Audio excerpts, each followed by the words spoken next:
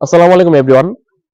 আজ 11 জুন বাংলাদেশ এবং অস্ট্রেলিয়ার মধ্যকার দ্বিতীয় ওয়ানডে ম্যাচ চলাকালীন বাংলাদেশ জাতীয় ক্রিকেট দলের প্রধান নির্বাচক হাবিবুল বাশার সুমন উনি চলমান বাংলাদেশ এবং অস্ট্রেলিয়ার মধ্যকার সিরিজের টি-টোয়েন্টি সংস্করণের জন্য 15 সদস্যের দল ঘোষণা করেছে এবং 15 সদস্যের দলে 3টি পরিবর্তন এসেছে। সবশেষ নিউজিল্যান্ডের বিপক্ষে যেই সিরিজটা আমরা দেখেছি টি-টোয়েন্টি সিরিজ, সেখান থেকে 3টা পরিবর্তন এসেছে।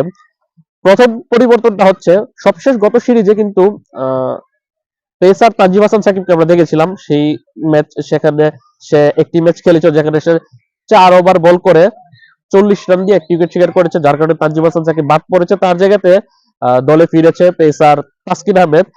তাছাড়া pace all-rounder, bowling all-rounder Mohammad সাইফুদ্দিনও বাদ পড়েছে। সবশেষ ওই নিউজিল্যান্ড সিরিজ একটি ম্যাচ খেলে সে 1 ওভার করে 7 রান দিয়েছিল। তারপর সাইফুদ্দিন এখন বাদ পড়েছে, তার জায়গাতে দলে ফিরেছে পেসার মুস্তাফিজুর রহমান।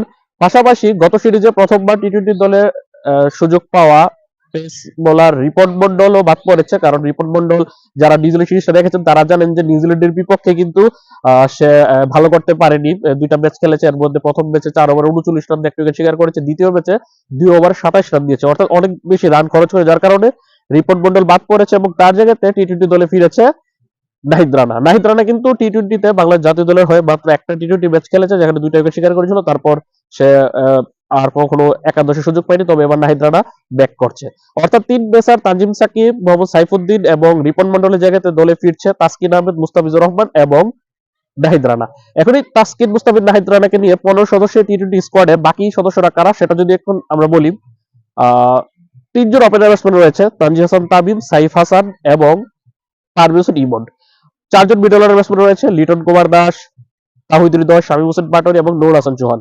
3 জন স্পিনার রয়েছে, off spinner Mahedi Hasan, leg spinner Rishad Hossain এবং left arm spinner Nasum Ahmed. 5 জন পেস বোলার হচ্ছে তাসকিন আহমেদ, মুস্তাফিজুর রহমান, শরীফুল ইসলাম, তারপর নাহিদ রানা এবং আব্দুল গাফফার সাকলেন। গত সিরিজে সে ডাক পেয়েছে সাকলেন, কিন্তু এখনো কোনো ম্যাচের দেখা পায়নি, তার এখন ডেবু হওয়া বাকি। এই হচ্ছে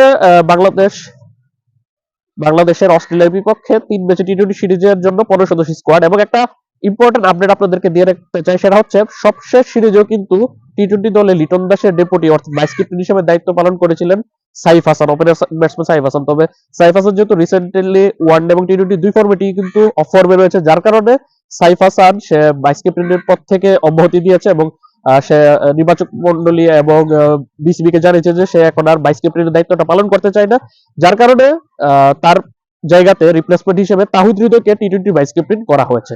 তো এই হচ্ছে টি-টোয়েন্টিতে অস্ট্রেলিয়ার বিপক্ষে 3 ম্যাচের টি-টোয়েন্টি সিরিজের জন্য 15 সদস্যের বাংলাদেশের স্কোয়াড, যেখানে লিটন দাস নেতৃত্ব দিবে।